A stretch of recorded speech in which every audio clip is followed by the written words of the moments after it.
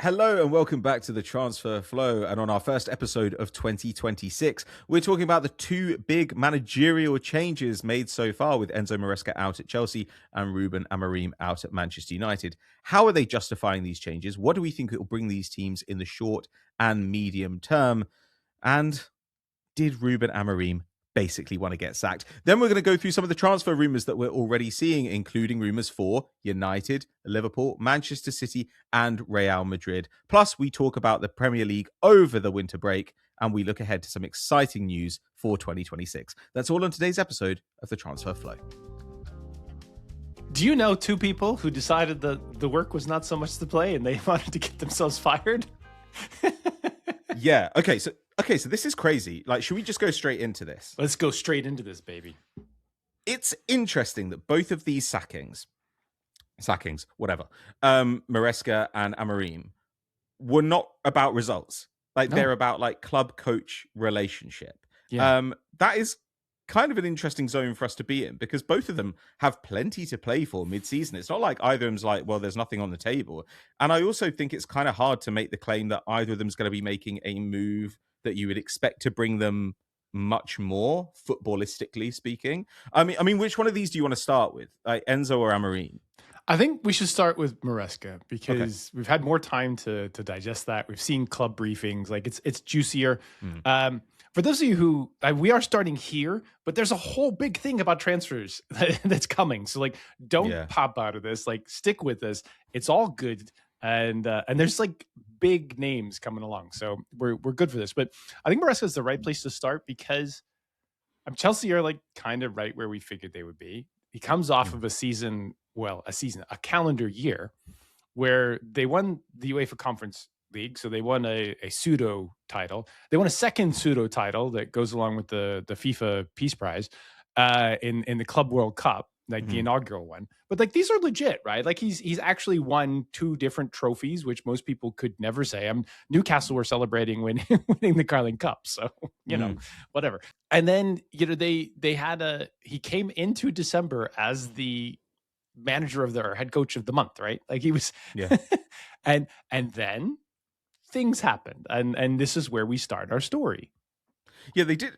To be fair, they did actually have a really bad Christmas, right? Like in football, they got 2 points from 3 since we've last podcasted, but they'd had a bad run before that. It was like 2 wins in 9, I think. And look, we'll get into the football side of it, but clearly that some of this stuff had been like percolating behind the scenes for quite a while, but it felt like it happened very, very quickly that Maresca was like, I don't feel supported. There's obviously tension between him and people at the club. And in the space of, it felt like 48, 72 hours, we'd had some hints at this before, but really it was like a 48-hour period and he was just gone.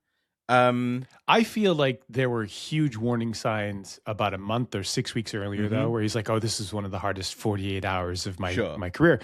And you're like, nobody said anything about anything. Where did that come from? Like, we've never seen that. And suddenly, like, the things behind the scenes are leaking. And I think you're right in that these two things seem very clearly tied together, not in that anybody is going from one club to another, but they're almost exactly the same situation with head coaches that the teams were quite happy to get when they got them. Head coaches that seem to be making progress or doing okay by and large on a long enough time scale. If this was the Abramovich period, if Maresca had that December, like obviously he would have been fired. That would never be a question. But that could have happened like 2 other times before that. But it's very much about like modern head coaches and modern football teams and how they're being run and the friction that creates between the people that have the money and are doing all the recruitment and everything else around it, and then the guy who's picking the team and putting the team on the pitch and doing some of the tactical work. I mean, the briefings in this have been absolutely incredible. Delicious. I knew that they would be good, but they're even better. And the United ones, because United is so leaky, oh my God, this is going to be fabulous feasting. Oh my God, though. Like, the briefings that Maresca, they wanted him to wear a club a club tracksuit. And apparently to indicate his displeasure, he decided not to do this. I was like, man, this is like the Hunger Games shit. Like where I'm meant to understand what's going on with all the costume. You're like, oh, well, Lenny Kravitz has put him in clothing to indicate that he's displeased. But also the thing where Chelsea been briefing, and Chelsea said, or presumably have said, like, look, it isn't that we wanted him to play guys in order to develop them, but it is important to the club that he plays guys and develops them. And that's just one of the many things that we would like him to take into account. And we just didn't see eye to eye. So, I mean, yeah, it obviously feels like there are so many people with like sporting director roles at Chelsea that it feels like impossible that you're going to be able to keep them all on side at any given time. Martin Samuel decided to tally it up and counted 5. 5 is a lot, man. But the thing is, for Chelsea now, I think it's a rough situation. I presume that there's something about the window opening with both of these dismissals, right? Like with Amorim, we were told before that they would owe him, I think it was like 12 mil if they sacked him in the first year of the contract, and that was a few weeks ago. But, you know, January comes around and both these guys are out the door, and it feels like, okay, does that mean that, you know, is there a break clause in there that means they could do it more cheaply, and also they think these guys are dicks? The Athletic briefing was that Chelsea sign 5-year contracts for their head coaches, but always have kind of a rolling 12-month clause of break, which again, like if you're a high enough caliber coach, why would you choose to do that? Because like plenty of other times you're looking at 2-3 year minimum breaks. And anyway, coaches are always in demand, and competent coaches are, you know, in particular. People were looking around the space and be like, you know, who do you get to fill any of these good roles that come up? We'll talk about that maybe even on a different podcast, because I actually think that Liam Rosenior is quite a good appointment in general. Like it, you know, there's high risk, high variance, but in terms of like what you could end up with, pretty good. Going backwards though, there's the Billy Bean thing that's been there forever, which is that you should give coaches the squad that you are happy with them playing, and then you generally don't have any real oversight of the exactness of what happens. Now, sometimes you have a good relationship with a coach, and like you can work together to build things together. They have a clear alignment on development projects, etc. And Chelsea, in their rebuild in the summertime, and we were super clear about this, the rejig in the summertime did not improve the football side of the team. It was good business. And it was probably very good business to the Strasbourg end on the players that they were trying to develop. Yeah. But it was not a thing that looked like it took them from the level of fourth to the level of first, second.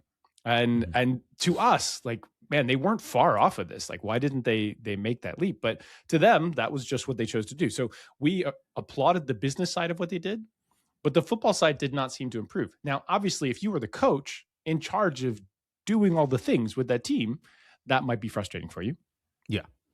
If you were the coach that said, hey, you know, I'm charged with results, we got a lot of matches, like I got to do stuff, I still need to have like some elite players in there, that again might be frustrating. Although we had heard that, you know, part of Nico Jackson leaving was because Maresca fell out with him for the, who knows if that was a briefing or not. But that level of frustration where he's, I don't want to say saddled, but given a set of players that this is your responsibility, you do your best possible with them. And if the ownership isn't like too obnoxious about it, that's just the job you're accepting. If that's not the role that you were anticipating having though, like that is going to be a source of massive friction and will flare up into fires on a regular basis. But can he realistically have not anticipated that being the role? Like, this is the thing with these guys. Same with Amorim, who obviously we will come on to. But Amorim saying, oh, I came here to be the manager, not the head coach. I was like, then I got news for you, buddy. Like, you're an idiot. Although, someone mistranslated the words for you.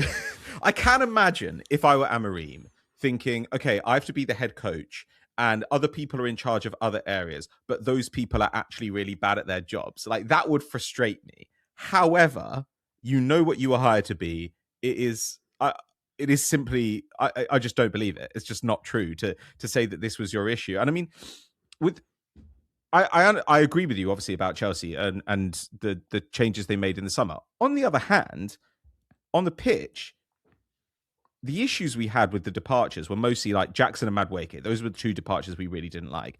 And the attack has not really been the issue for Maresca, despite, Esteval bedding in and Palmer missing for long stretches and a bunch of guys in there that we don't love.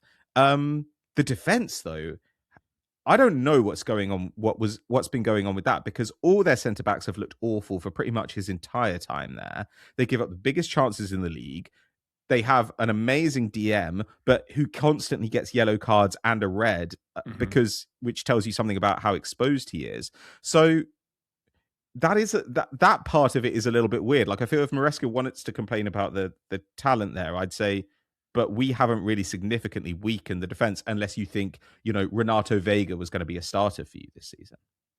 Yeah, that wasn't something that resonated so much with me. I think that Maresca's style is a little bit fragile, like in the same way that like all of these Pep style managers have had to change significantly, right? And the more dogmatic you are to the way that you want to play, like the less able you're going to be able to pull it off in the Premier League these days. You might be able to pull it off in other leagues, but not really in the Premier League. I don't think that works anymore. And so you do have to be conscious of adjusting things. The other thing that got briefed a ton was that he was frustrated about how the medical staff interacted with him at the club level. And maybe this was because the club briefed and knew that this would resonate, which we never know what the real things behind the scenes are.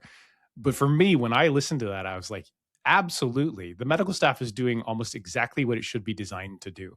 They're giving neutral guidance.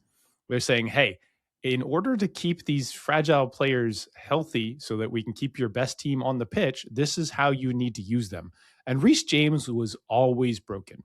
He was always an incredible athlete from the moment that he was like born, effectively. You hear these stories about when he was 12 years old on the pitches playing these random, Crystal Palace kids or whatever. And they looked at him and he's like doing obscene things at age 12. You're like, that kid, as long as he doesn't end up totally broken, is going to be a future star in the Premier League.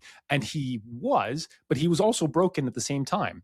And so they finally figured out, how do we get him so that he can play regularly? Like basically once a week is what they're looking at. And they did a good job at it. And the modern football team in the Premier League is very expensive to own. It's super expensive to run. It's expensive to keep up. It's expensive to pay. They're expensive to buy. You need lots of things around it to make it highly efficient and effective.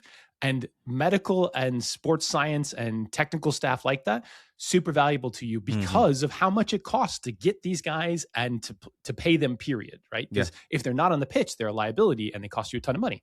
Yeah. Having a group that says that this is how you're going to be able to keep these guys on the pitch the most often is a useful thing. It's really important, in fact. So find a way to happily work with them as much as possible.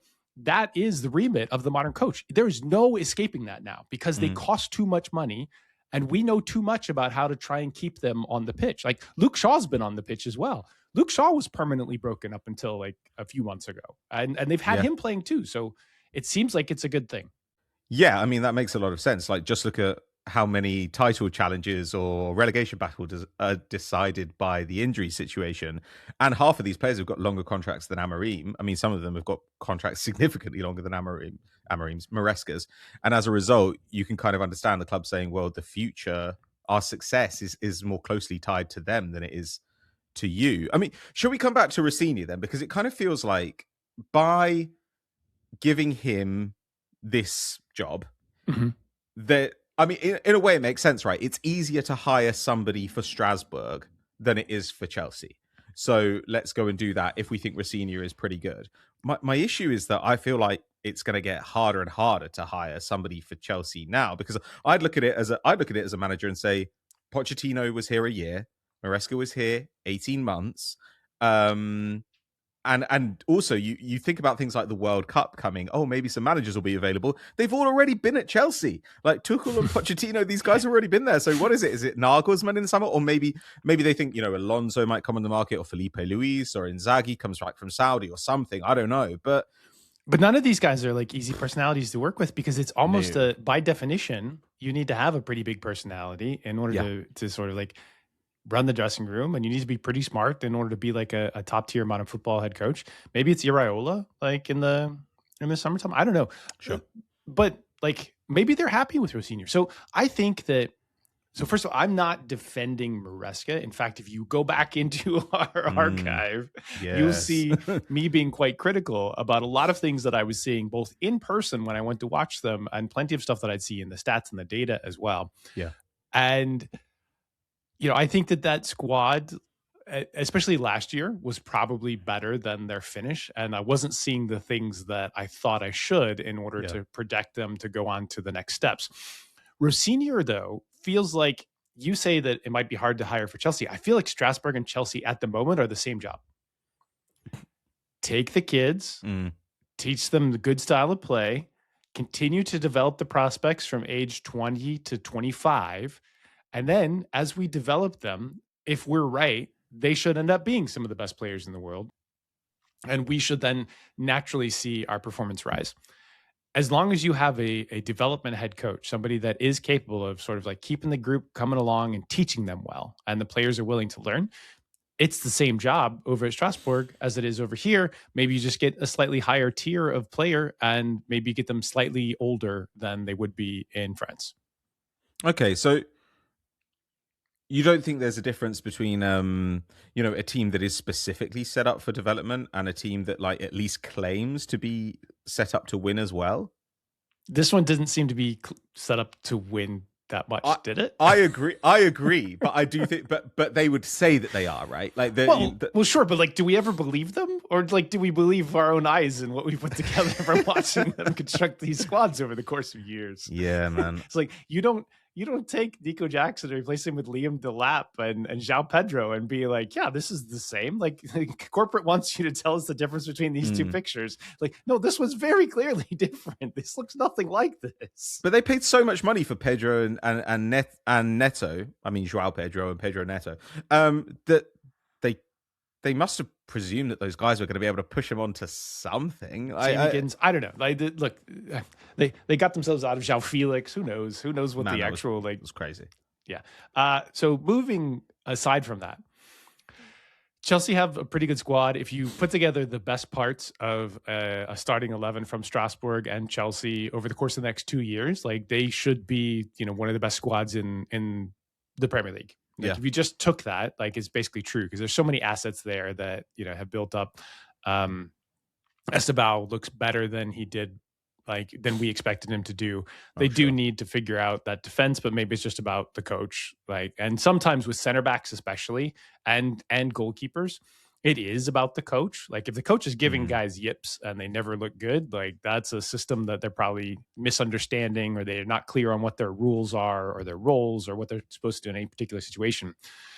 So I'm not defending Maresca. I think that on the other hand, though, to be positive about something, Liam Rosenior has been on the cusp of being, one of those next waves of head coaches that is very highly respected, highly regarded for a while. And it was almost like he was kind of looking for his right job. And it feels like he really found that at Strasbourg. And if they feel like he understands the project and he's easy to work with, which is often like one of the toughest parts for, groups that own a club or even are just simply hiring head coaches, and they're happy to bring him in, like, I think that this is a no lose right now. He gets to be there for 6 months. If it doesn't work out across that 6 months, then that's like totally fine. You're like, okay, cool. Well, you can go back to Strasbourg, or like you can go to your next job. It's not that big a deal. And if somebody comes like available in the next window, then I guess that's also fine. But I doubt that that's the case, because I think they want project guys more than they want like a big personality anymore. Yeah. I mean, look, the positive I think is that he has had this time to develop. And yeah, like you say, he at least clearly gets on with the guys who are making decisions. Plus, actually, it's good to see a black coach getting a significant job in the Premier League. Like that. Yeah, don't overlook that. Although, if the Mail has anything to say about it, definitely overlook that. Yeah, the Mail will definitely overlook it. Okay, well, it'll be interesting to see how it develops. They are getting minutes for guys right now, like Achampong. It'll be really interesting to see if any of these Maresca adaptations stay. Like, are we going to carry on seeing James in midfield? How are we going to see Malo Gusto used? These are kind of interesting questions. Plus, as you say, I guess having Strasbourg there means that you look at Chelsea and you think, well, they could do with a striker, well, they're going to get Emeka in the summer. They'll probably get a shot at Panikele after that. It does feel like that solves a lot of problems for them. Shall we talk about Manchester United then? Because obviously this news dropped this morning. We were all primed to do a bit more of a Premier League roundup. And then it was like, Man United have sacked Ruben Amorim. This one, I mean... No. This needs to be the sandwich. Like we need a transfer sandwich, and this piece of bread is over here, this piece of bread over here. Let's give the people what they actually want, which is not talking about these fired ass dead managers. Okay, well, which transfer do you want to talk about then? Because we were going to talk a little bit about Ordonez to Liverpool. Like that's a kind of interesting one. But Let's you did a roundup today. The one that embarrassed me today. You today, I was just like, this is like a NyQuil newsletter where you were like, and this guy, and this guy, and this guy, and this guy. But there are loads of ones in there that I was excited about. Like the Liverpool Camavinga rumor, I think is objectively the most exciting. People think that I'm on top of my shit, but the reality is I'm so deep in the tank for my actually doing the women's football job that I missed a transfer and Kim saved me. I missed that Brennan Johnson had already played for Crystal Palace because he moved already. To be honest, Ted, I totally missed that. I was like, this is beneath my notice. I read it and then I was like, oh, did that actually happen? Okay, sure. Like last I read it was like he's going to talk to Glasner.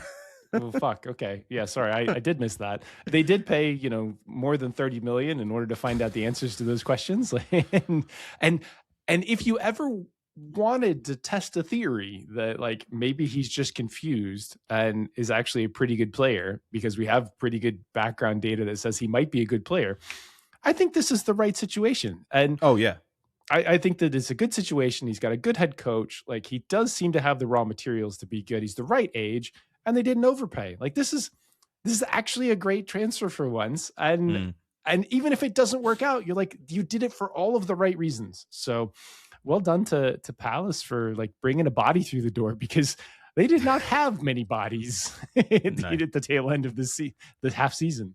No, they've had some kids step in and some of those kids, I have question marks about them. But yeah, I mean, what is this role? What is this role where you're the third guy with Pino and Mateta? It's like run fast, get high value shots. Okay, but this is what Brennan Johnson can do. All he needs to do is pop up in the right zone and get those shots. I mean, they've tried to do it with Eddie Nketiah, who actually kind of was able to do those things when he was younger, but he does not have Brennan Johnson pace, and paying off the striker just hasn't really worked out for him. Also, I hamstrings apparently are an issue now. Poor Eddie. But I think I agree. This is about as perfect a situation as you could get for Brennan Johnson. The money is not insane. Spurs are happy to get rid of him. Spurs definitely need to spend as well. So yeah, I'm pretty happy for this all round. I know I just felt like one, I needed to embarrass myself on something that I screwed up in the newsletter, even though we could have covered it over, we're not perfect. But the other one is we needed to compliment a good transfer just right out of the gates. Now we can get involved in the sexy stuff because, there are only so many Crystal Palace fans in the world. Okay, so what is sexiest for you of all the You're right, Camavinga is fucking sexy. He's never not going to be sexy. And the thing is, if he's on the market for a reasonable fee, Liverpool going and signing him and saying, the midfield is going to run through you would make a lot of sense. But also, I think Man City could take a real look at him and say, we need a pressing, running guy who could play 8, but who could also step into 6. Camavinga, I think, can do both of those. I prefer him as the kind of pressing 8. But you could imagine having him next to Rodri, who's looked pretty fantastic since coming back, but cannot run. He can't run anymore. So pair him with Camavinga, who, frankly, deserves to be playing starting minutes for a Champions League level club. Absolutely. I would love those two, I think, should absolutely be going head to head for that player. It makes a ton of sense from a football perspective. It makes sense for the player. He, definitely wants to secure a top tier role going into the World Cup, which matters. It might be on the fence there, depending on what they see. But if you're not playing regularly, you're going to struggle there. Real Madrid have been all over the place so far in this half season. Maybe it's just dream crafting of some rumor that people can feel. But the Rodrygo stuff in the summertime has come back around too. Yeah. And so that stuff had smoke behind it. Everybody thought that it might be real. Now you're seeing, and man, there is a lot of Arsenal noise around Rodrygo already. Yeah, but on the other hand, Romano said he's probably not going to go till the summer. I don't know, but I feel just burned, don't. huh? I just don't know if I just don't think Alonso wants to lose him right now. I mean, in the summer, obviously, like Nico Paz comes back, then they've got a bunch of guys. Oh yeah, they have too many dudes as of the summer. Yeah, they've got a bunch of left footers who kind of want to play on the right. That's not including Goulet, who now plays, I guess, wherever. I'll believe the Rodrygo thing, like when I have seen him play 1,000 minutes for a club that is not Real Madrid. Like that, Okay. that is kind of where I am with him. But that's a pretty high bar. You know, you can't even be like he's in a different kit and he's holding up a scarf. They never leave, Ted. They never leave. Like when you say, okay, Camavinga wants a starting role with World Cup coming up, I think, yes, okay, this is the one situation where we might actually see somebody come out of the Spanish Giants, because it's historically been an almighty bitch to get somebody out of Barcelona or Real Madrid. For whatever reason, they just love to stay there forever, even if they don't have the role that their talent deserves. But even Camavinga, Frankie de Jong, who's abused for years, years, he's like, I really like it here, actually. I kind of want to stay. They get to the point where fans are like, we hate you. You are ruining the club. Please leave. And they're like, I've got another 40 million wages. I'm staying, buddy. So I would really like to see Camavinga. Rodrygo, I'll get excited about at a later date. Tough but fair. The other Liverpool one, though, Ordonez, I think, is an interesting one. The fee is pretty hefty. The fee's wild. Like the fee for a defender from Belgium, like maybe that's not the real fee. We have seen that before, but also we've seen crazy fees paid in the summertime that made no sense to anybody, and they still happened. So, yeah. Maybe there's something there, like we saw with the Leverkusen thing, there was, we send you a player for a fee that also looks kind of crazy high, and maybe that's how something works here. But a fee that will get you in trouble with the tax authorities in Italy. Yeah, exactly.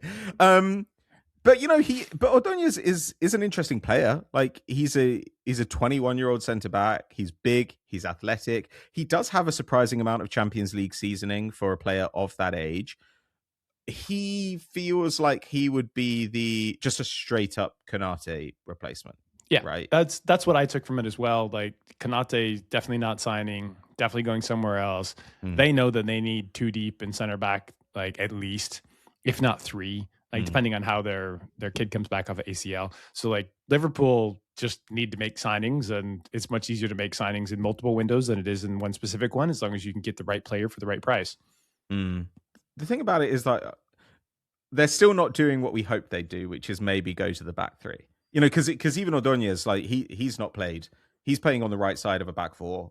He's and actually he doesn't really do the carrying or even the passing. Everyone puts up passing numbers at Club Brugge, but he's not the passer in that back line. He's playing with Mechelen, who does more of that. And in the Champions League, he's not doing it that much either. He also looks a lot better defensively in the Champions League games, where he's playing much more, I guess, like a conventional deep centre back role. Whereas obviously domestically, he's pushing up, playing for a team that wants to play in the other side's half, which is what he'd have to do at Liverpool. He's not the finished article at all. Like he would need to come in and learn to cover ground in that Liverpool team. So it's a bet on the athletic goods, I guess. But I think we all assume that Guehi will come in as well in the summer. So if it's Guehi and Ordonez with Van Dijk there to partner whoever, that feels okay.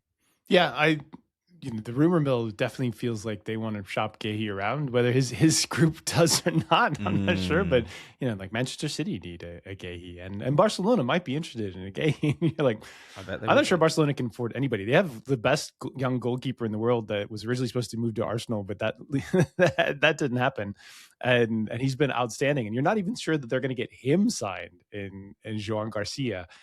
So we'll see about those things. But I feel like it's a very clear sign that Liverpool have some needs, and they will probably address those needs over multiple windows. Okay, who else do you want to talk about then? Because Conor Gallagher on the market, Yann Diomande, who is, I mean, like one of the most exciting young players around this season, having a kind of crazy breakout year, linked with Spurs for his sins. I mean, like that, no thank you. He can go to a real club. what do you what do you think? I don't know, man. We got to start throwing some shots. It's January, but I don't know. Like that one's not going to happen.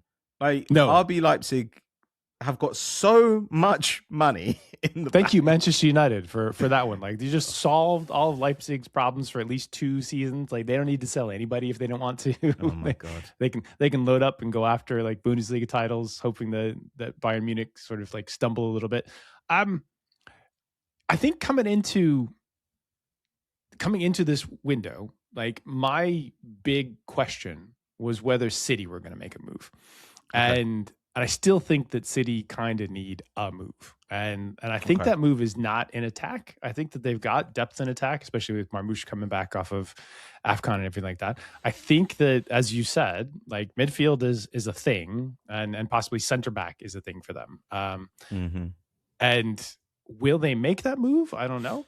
But I think that, like, we saw them sign 2 midfielders in the last year where we were either negative on or unsure about their impact. The negative was on Reinders, and the unsure would be Nico Gonzalez, who I thought was like a bit of a wild card. I still don't think that we've solved either of those. Like, Reinders is doing the things that you kind of expect him to be able to do, and not able to do the things we said that he wouldn't, which was destroy things and really control a midfield in ways that they need. I'm most curious about them, though, because City often sort of quietly do things. There was this crazy rumor that says Marmoush was like looking to leave, and I was like, absolutely no way. Like, there's no possible way that they would let him go right now, because he's their only depth up at center forward, and he's actually good. He's good depth. So unless there's been a falling out in the dressing room, which will occasionally happen with Pep, like he'll get tired of somebody and you'll suddenly see them like shipped off anywhere else. Like, you have to leave now. I think that they're still the most curious one. And then you hit, the team that just fired their head coach, who, probably aren't going to make any big moves. Like, they'll need to figure out what their next little structure is going to be. Everybody else, I mean, Semenyo, I guess, is the biggest name in the Premier League. Like, do you have an opinion on this? Yeah, like, I don't pay that much for him. Like, I like Semenyo. I think he's a good player. He had an insanely hot run at the start of the season, then a really cold run. Ben has picked up a little bit again. Long throws, though. Ooh, boy. Those have been terrorizing teams. Sick. Long throws. Sorry. You know what? Arsenal should sign him, just because, like, Declan Rice is amazing at everything except his long throws are the loopiest bullshit I've ever seen in my life. I do like Semenyo. Semenyo, obviously, last season we saw him put up big dribble numbers as well as big shot numbers. This season hasn't been platformed quite as well, but the whole team has been struggling. He's a great aerial presence. So I can understand if there was a rumor that City were going to move Marmoush out and bring Semenyo in. And if you think Semenyo can maybe be more of a physical presence than Marmoush, I do understand that rationale. Okay. I wouldn't do it myself. Is it like Doku, Haaland, Semenyo? Is that what they'd be looking at? Like, that would be miserable to play against. Maybe, man. Because, like, so let's look at the Chelsea game from the weekend. And, that is a game where City had way more of the ball. For most of the game, Chelsea were stuck on 2 or 3 shots, like they weren't. But then at the end of the game, you saw the way that having an attack that doesn't work that hard out of possession really hurt them. Like, they were sinking deeper and deeper, but they were getting outnumbered because those guys just simply will not track back. And at a certain point, saying we need a try-hard in here who's going to help bail out the defense. Like, this is stuff that I don't think Arsenal fans, for example, really value.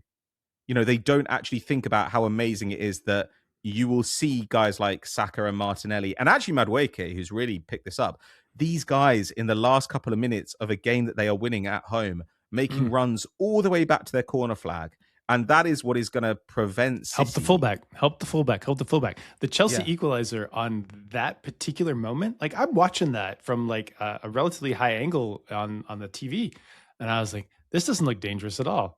And then 2 seconds later, it still doesn't look dangerous. But then three guys miss the ball, and then suddenly it's falling at the very, very far post to Enzo for multiple shots. And you're like, how was there time for that? And part of it was how far out the cross comes. It's usually not a dangerous area at all for a cross to come in from that space. But then also, like, where are the numbers? And City for so much time now, where are the numbers is like a good question. And it used to be that Pep always pressed high so that they contain teams, and they don't do that as much anymore. They can't get away with it because of the athleticism of the league.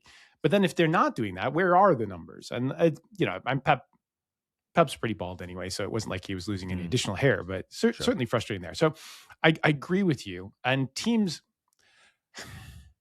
fans so rarely appreciate like the dudes that do stuff when they don't have the ball, unless they're defenders and defensive midfielders in particular. Like they always want the goals, right? But like you win leagues by crushing teams defensively and making it so that they can't do anything. And you do that with smart work. Like you got to chop the wood, and every day you got to go out and chop the wood. And chopping the wood is making those runs back and being in the right position, always at the right time, cutting out that pass, and then somebody gets out to do that breakout. So I agree with you. We're talking about transfers. I think it's just interesting that everything outside of the Bundesliga seems to be competitive right now. And I did a huge recap in the newsletter today of the things that are out there, but like this was just like the top layer. I think you'll see a bunch more moves across Europe, which has been very stingy in recent years. And I'm excited for it. Well, and as well as the World Cup as well, we've got the possibility that basically all the teams at the top of the Premier League, bar maybe Arsenal, are going to change manager. You know, there are obviously these rumors that Pep's going to go. Thomas Frank looks like a bit of a dead man walking. Like Slot seems okay for now, but I mean, like, and I think that they will continue to get better and be okay. But like, Slot was kind of living on the edge for a minute there. How does this stuff affect these kinds of decisions? You know, like, how much do you want to go and spend 60 mil on someone like Semenyo when you're like, well, there is a title here that maybe we could get back into. Though with every week of the transfer window that passes and you haven't signed that guy, you must ask yourself more and more, why are we doing this? Like, are we going to go and get Semenyo now when he's already... I mean, maybe you just wanted him to play against Arsenal, but like, what are you doing? Well, and two perfect counterexamples of not making moves for move's sake that are like even reasonably expensive, right? Joshua Zirkzee is back out on the market. Like, things haven't worked out at Manchester United because, they have a center forward that doesn't shoot very much. So you're like, I don't know what this guy's role is. Maybe we need him to have a good role. And they bought him before they had their head coach. And now they have him after they have their head coach. So it's kind of confusing. But the other one was Chelsea managing to get rid of Nkunku, who went to Milan, has just stunk up the joint for over like 35 million euros or whatever the actual fee was in Italy.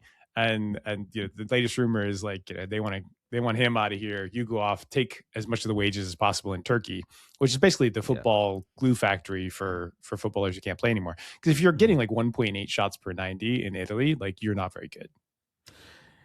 I mean, yeah, I don't have much to add to that. Like this is what happens. Everybody don't comes make moves for move's sake. That's just it. Everybody comes out of Christmas and Turkey gobbles up the leftovers. That's my Daily Mail headline. We've inverted the process. I love it. Okay, well, shall we talk about Manchester United? We have to. It's mandatory. It was in our contract. It happened this morning. Also, I don't know if I'd have seen this if it weren't for like Neil putting it in Slack today, because I was just like, I'm not opening BBC Football on a Monday like a pervert. I'm too busy looking at current affairs and like quoting Kierkegaard. Oh yeah, it's all I do. I didn't do anything productive this morning. But look, Amorim has also been on the Maresca popularity tour, right? Where he's just like, he's been doing that for most of the time there, though, right? It feels like the moment he got through the door is like, I'm very unhappy to be here. This sucks. Yeah, he's so miserable. I love it. I love a guy who's openly miserable in his job, having been that guy in previous jobs. Yeah, and then recently, he was just like, the one I really loved is that you're very smart. To a guy who's like, I'm not going to answer your question, but you're very smart. Yeah, we aren't going to be able to invest any money. Like his complaints have obviously been that like we're not going to have the perfect players for the 3-4-3, so we've got to figure out how it's going to work. I'm not really getting the support that I want. I came here to be the manager, not the head coach. Blah blah blah blah blah. I don't really. Does he just want to get out? Is he just super miserable and he wants to get out before he has to dye his hair? Like that's kind of where it feels like we are with Amorim. This is what we had been saying. We were curious about it. It was a bit like when Russell Martin, like you'll see us talk about this stuff in the newsletter. If you're not subscribing to that, like we're telling you what's going to happen months in advance. Like it's like that is a press conference of someone who's desperate to be fired. Like just really, really does not want to be there anymore. Please just take the job. I don't want to be here, but I have a contract and I can't really leave the contract without cost myself a fortune. So like, just fucking fire me. And Amorim had a number of those conferences. But we love it because like, he's also just telling the truth. But the most important thing, and I feel like there were bots out to like defend Manchester United's decision to get rid of him. But the most important thing from us, from an evaluation perspective, is they're a lot better than they were last year. A lot better. Amorim is... I was like, I don't really rate Amorim's work there that highly, but this is far more likely to yield a decline than improvement. There was something in their briefing where they said, we're sick and we've got an opportunity to push on and we really think this will put us in the best position. I was like, no, it won't. No, it won't. Not especially when you look at the squad. Okay, the defense hasn't been good at Manchester United, but if you've got limited midfielders and very young centre backs, and you've got these forwards who don't want to play really wide but want to play narrow, then the setup that he uses is actually very well suited to all those problems. He's doing fine, and the thing. I think the biggest thing that they realize is he's like truly dogmatic about three at the back. Yeah. And because he's dogmatic about three at the back and because he has had center back injuries and, De Ligt and Maguire were both out and Lenny Yoro was out for most of the season before, it's just, they've had issues, right? And center back's a tough position to find guys for. Like, it's a challenging place to recruit. They have Mesraoui, who's actually a very good right back and like able to play in almost any team that you'd find him in. Somehow Luke Shaw has been healthy for most of the season, and you're like, wow, this is amazing. I didn't even know this was possible for him anymore. But just rolling this all back, when we're looking at the Stats Bomb expected goals table, which is the most accurate one that I know of existing, it's really, really good. You've got Arsenal at 0.86 goal difference. You've got Manchester City at 0.64. And third place is Aston Villa at 0.09. Negative 0.09, sorry. And we can argue about whether that should be valid or not. Like, even if you upgrade them by a quarter of a goal, like they're still, and people have lost a lot of money on betting against Aston Villa this season. I haven't lost a ton myself because I mostly avoided it because I thought it was very confusing, but they're giving up 11.5 shots and they're giving up 13 shots and they're taking 11.5 shots. All of the most basic metrics are like, I don't know about this. They're in third.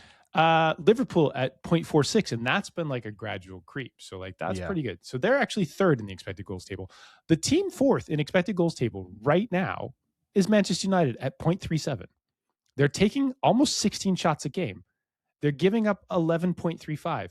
These are good numbers that often get you into the Champions League. And he's like, nah, I'm out of here. Or they're like, nah, he's out of here because he's being an asshole and he's irritating and he's not a long-term because we don't want to have a difference between a 3 at the back and a 4 in the back in recruitment strategy, is my guess as to how this actually works. Now, we haven't seen a briefing. We haven't seen any of that. The thing that just breaks my brain, though, is like, why would you bother firing him? He's doing fine. Like, just let him see out the season at the very least. Like, what's the problem? Who are you getting that's going to be better than this? Oh, well, they're getting Darren Fletcher, like the Manchester United legend. Apparently he's going to see them out for the rest of the season. Like, I mean, I agree. Like, things look good for them. You've got your expected goal difference per 90, as you say, is like pretty close to Liverpool's. The table, okay, there's a great deal of parity. They've also got Arsenal and City coming up. But, you could also point out that Liverpool's numbers have crept up a bit because they had an incredibly easy Christmas, which actually they didn't do very well out of points-wise. But, like, we're in exactly the same spot. Like, you need to go and buy some midfielders, whether you have Amorim or not. Right. You have to do it. So why not do it with Amorim, especially when it costs you money to sack Amorim? It is just baffling to me. And when they go to hire a new coach as well, like, this is where they are, right? They've got to get somebody who's promising but kind of unproven, because no serious coach is going to take that job without guarantees of serious investment and probably a big say in what's going to happen. So you've got to have a slightly less tested coach who then has to deal with a squad built by everybody else at United. Is this part of the thing, though, of when a manager has come in and then the club has made a bunch of changes to their football hierarchy, does it feel like some people come in and they're kind of like, we just want to bide our time until we can sack this guy and bring in our own guy? It happens where, one, he's not my guy. Like that's a classic recurring line. But I feel like he sort of is their guy, and that would have been fine. But sometimes you're like, these two can't work together at all. Okay. That sucks. And we've had that in normal jobs. Now, take a normal job and then like up the ego by 50 to 100% of every single person that you've worked with. And then you'd see like, oh, wow, this is how this operates. Okay. Now I understand. If it's that case and we never really know what's going on, like, then that's a time where like you probably do make a move if it's so totally necessary. But like from a logical perspective, and I get that Manchester United fans are like, oh, we've been terrible. He's won the fewest games and like our third fewest games in win percentage in club history. It's like, yeah, but he inherited a squad that has been like in a significant deficit for 10 years and still needs to be overhauled. So I don't know. I have zero clue as to like who they're actually going to get that makes a significant upgrade.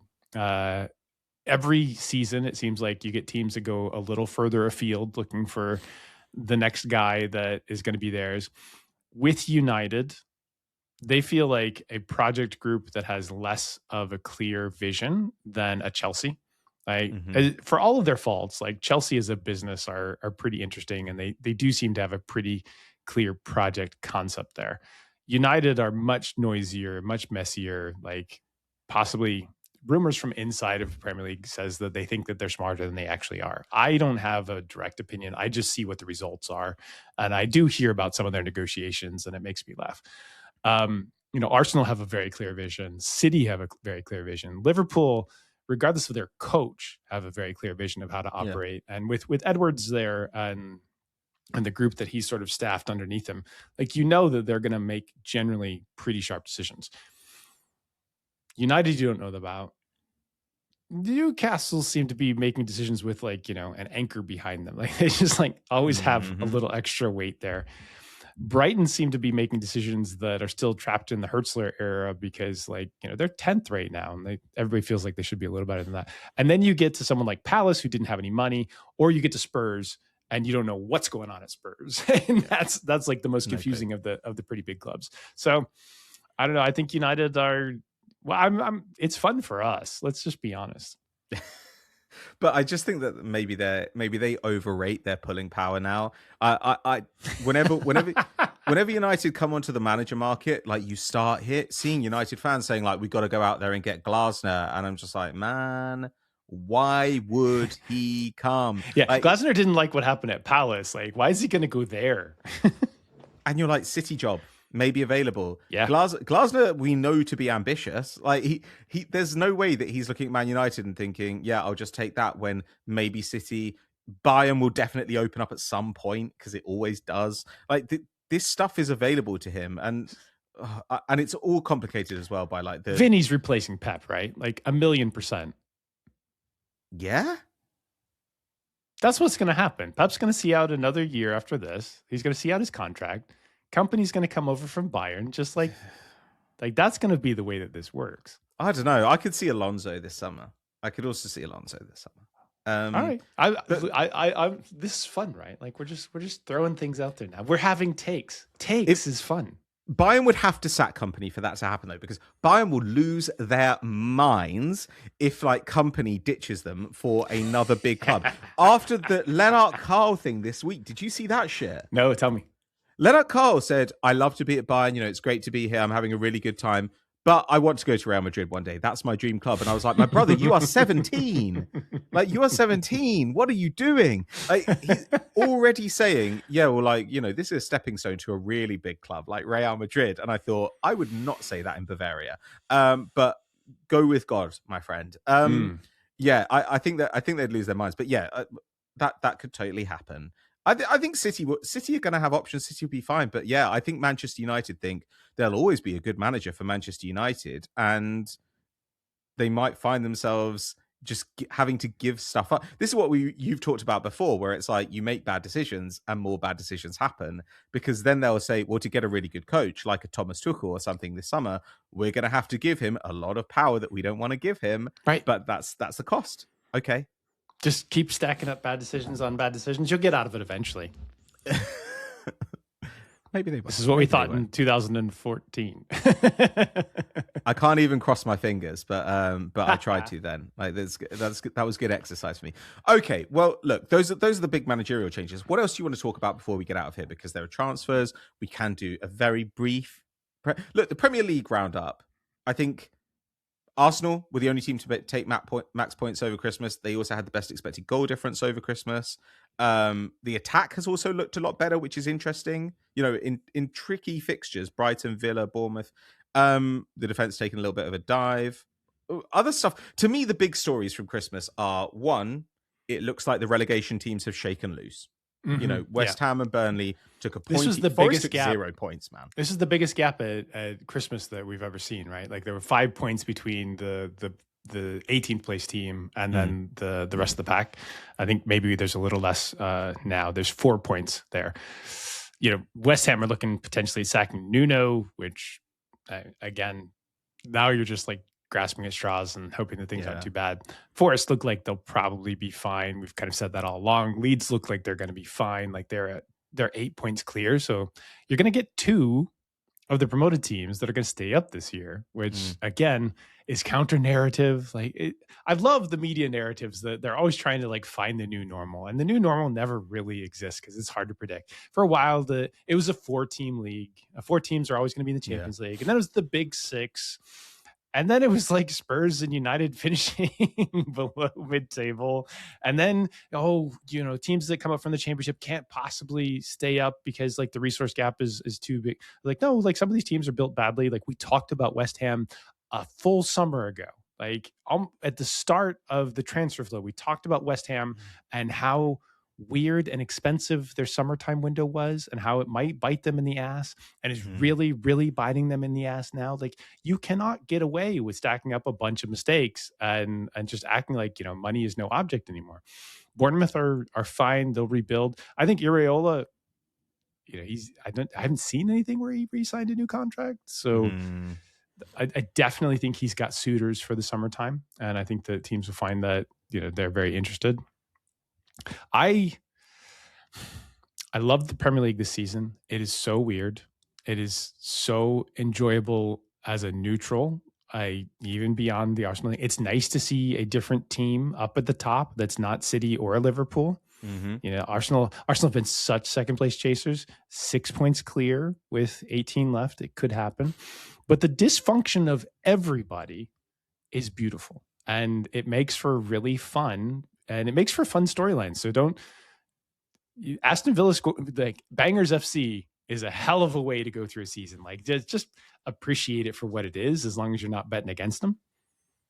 Yeah, but I mean, even the fact that the other story, I think, which is, whatever is 4 points between 5th and 14th, 4 points in that. Yeah. And that some of the better teams are towards the bottom of that. So you've got Newcastle in 9th, you've got Palace in 14th. Like the fact that you've got the better teams a little bit lower, I think is really exciting as well, because there's so much to play for in the back half of the season. This is adding to your idea that this could be a busy January. Newcastle need bodies. Like desperately. We haven't talked much about them because I haven't seen a lot of rumors, but like that is a team that when they're healthy, they're real good, but they are so skint, and like they could go deep into the Champions League if they end up like 2 more good players. But that lineup, that squad is like wafer thin. Yeah, and I think there have been some weird tactical things going on there. Like when you've watched them this season, you're like, there's loads of space between the lines in a way that doesn't really quite make sense for this team, and like you can kind of play through the middle against them in a way that you couldn't before. So I don't know, maybe that is a tiredness thing, or maybe it is a change that they've made. I'm not quite sure. But anyway, Opta now puts the relegation odds at over 90% for Wolves and Burnley and 77% for West Ham. So I think that race is pretty much run. Like when Forest can take 0 points over Christmas and they're still 4 points clear of the relegation battle at the end, you're like, that is a bad time for everybody. That's a bad time. It's true.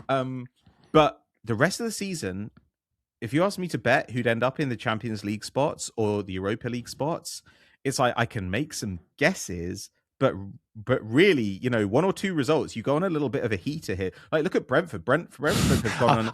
I was literally looking at that line in the thing right now. I was like, yeah. 9.6 shots per game for, 12.55 against, but they're in 7th on 30 points, like 1 point behind United. Like, yeah, it maybe expected goals is really bad, like the columnist at like Birmingham said. I don't know. Maybe that's what it is. But like Shada and Thiago get hot. Like Shada and Thiago had insane Christmases. Yeah. and like Brentford just start flying up the league, man. So how many more teams are going to hire set piece coaches as their head coach? That's a really interesting question, isn't it? When is Nico Jover going to get hired as a as a head coach? Well, that's actually a story, right? Like Liverpool just sacked their set piece guy, because they were like, we everybody scores against us from set pieces. Aaron Briggs, like, right? Why is this happening? So and the funniest part is nothing is different. So Slot's like, nothing's changed season to season. I was like, my dude, you understand that like when you give a set defense and like you don't adjust things, like you make it easier to break down, not harder to break down. So anyway, nothing has changed is not the key phrase of a positive that you think it is. Everybody seems absolutely dead set, by the way. So what you were talking about before is like kind of almost the catastrophizing of the media around the league. So there was a time when they were like, it's a closed shop, it's only 4 teams. And then it was like, it's a closed shop, it's only 6 teams. And it's a closed shop, nobody who gets promoted stays up, blah, blah, blah. They're doing this kind of at the moment, right, with set pieces. Yeah. Where it's like, my God, we must change the rules in order to stop set pieces, like making the game boring. It's like, we are halfway through a season of this. Like, chill out. Like, we can make these changes later. But it also seems weird that people are talking about making those changes, but we aren't actually seeing as many teams as you'd expect really coming up with a plan to deal with some of these set piece approaches. So like, there's lots of I bad guess that's set hard, piece, but still. There's lots of bad set piece coaches. There's also lots of integration that has to be done from your training setup to make this right. You also need to have good delivery. Like good delivery is the most important element of all this stuff. So even if you're kind of training it, like, yeah, I've been in a lot of rooms that have had set piece people, and I was like, oh, these 5 things that you just did need to be adjusted by small ways, and you will dramatically increase the efficiency of them because this is my level of expertise of stuff. It doesn't mean that I'm like the greatest in the world.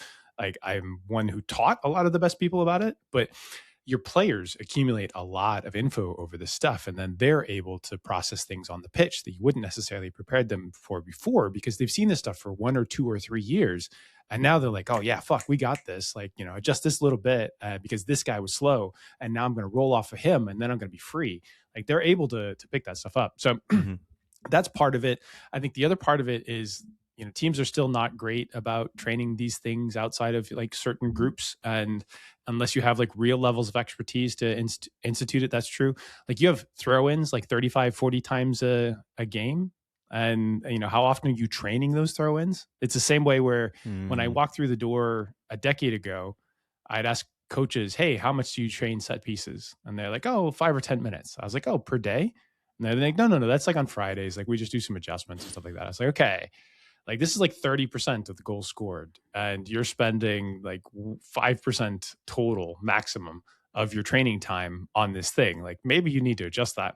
Throw-ins are the same sort of way. Like, and there's this classic video that we have from way back when, I think maybe when Liverpool signed Thomas Gronemark as a throw-in coach. And I think it's like, it's definitely Andy Gray, it's Keys, and then a former goalkeeper whose name I don't want to disparage in the wrong way, but it's like, oh, you know, all coaches should know how to teach a throw in. You pick the ball up, you throw the ball over your head to the player there. It's like, it's much, much more complicated than that because like you have to, 1, teach the technique to be able to, you know, throw longer throws. 2, you need to be able to teach the guys to see the players that are further away, which often they don't do.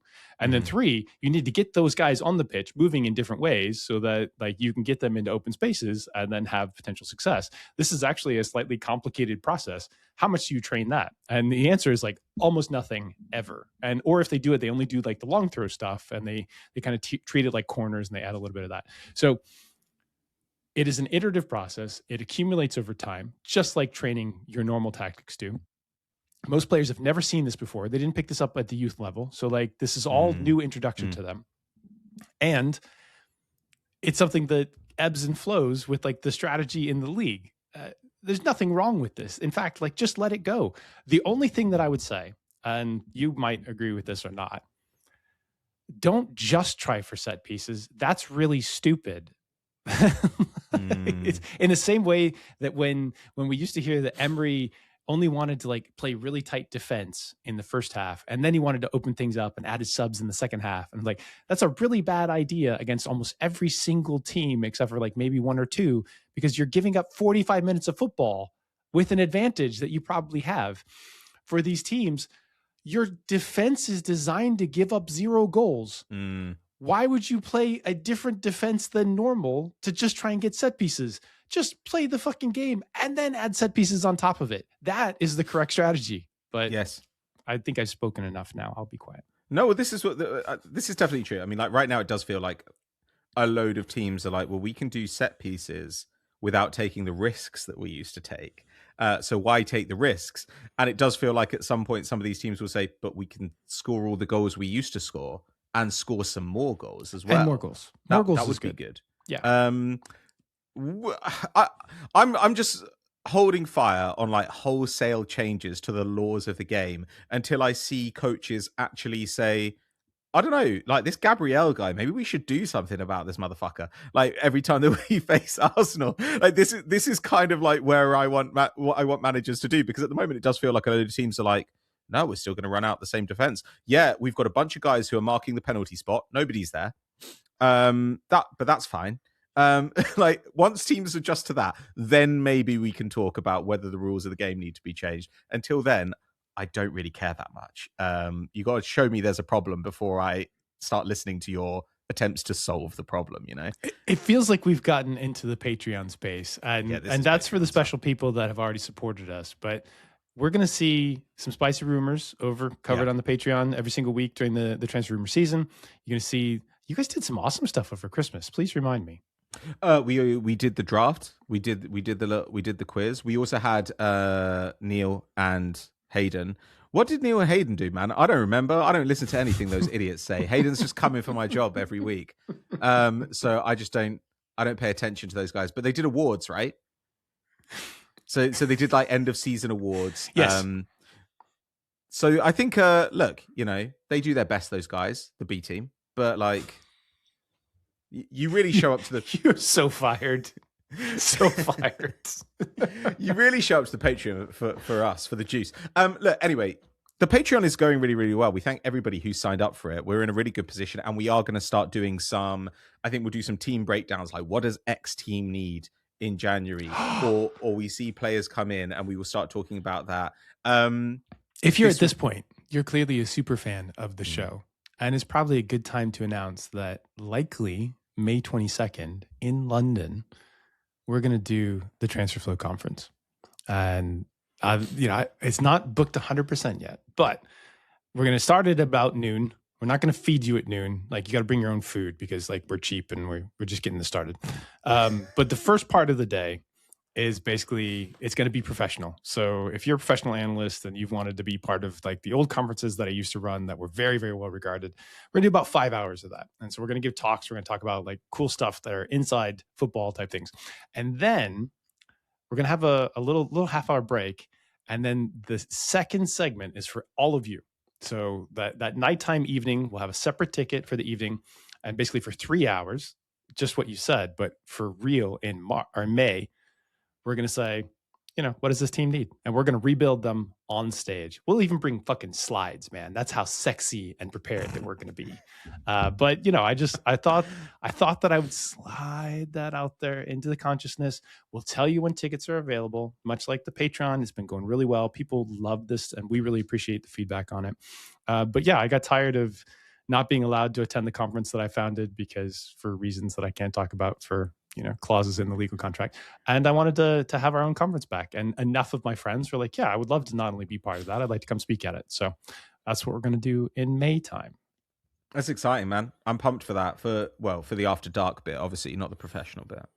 Patrick after I've dark no place is there. the phrase that I just heard there, and we are going to get Fatima on the thumbnail / poster for that. And I'm going to send it to Patrick's wife after we get it printed. It's going to go up in their bedroom boudoir. Man, look, I've got 2 kids and they're very expensive, so I'll do anything at this point, you know. Okay, I think that just about wraps us. Good note to end for today. As we say, thank you so much for your support. Please do let us know if you're interested in coming to the StatsBomb conference, because StatsBomb conference. So not the StatsBomb conference. I went to the StatsBomb conference one time. Was not invited back. Look. It's going to be really good. We think that it will be really fun to do some of these team rebuilds, especially ahead of a summer, which is going to be, I think, kind of weird and interesting, and see lots of change across Europe. We'd love to know if you're excited to come along to that, and which teams you'd like to see us cover as well. Some of them are inevitable. Manchester United. Thank you very, very much. If you have signed up for Patreon, if you haven't, head over to patreon.com/thetransferflow. You can sign up there. And also, if you aren't subscribed to our YouTube channels, we have been slowly building here. We've been doing really, really well, and we thank you all for your support. But we want to go stratospheric this year. You know, we've got this transfer window ahead of us. We've got the World Cup in the summer. We want to bring you smart content all the time. And for that as well, you should sign up to the newsletter. Actually, I have one favor. If you're this late in the thing, immediately after you listen to this, because it helps with the algorithm, if you're happy that we're back, like, share it with a couple of your friends, share it into a channel that's football people. Be like, hey, these guys, they tackled Maresca. They had really stupid things to say about Amorim, and then they did a bunch of stuff on transfers. Just like tell our friends so that you can help us do that growth thing. Like, we really appreciate it. We're doing it for free anyway. Like, you're not paying anything for all these beautiful things. It's just Patrick's mug on the YouTube channel or apparently the Spotify. But thank you so much for supporting us, because it was a great year last year. We're going to continue to do great things going forward. And we really appreciate all of the support. And we're well rested, ready to go in 2026. As you can see by the size, like, this is a huge podcast, massive, almost as big as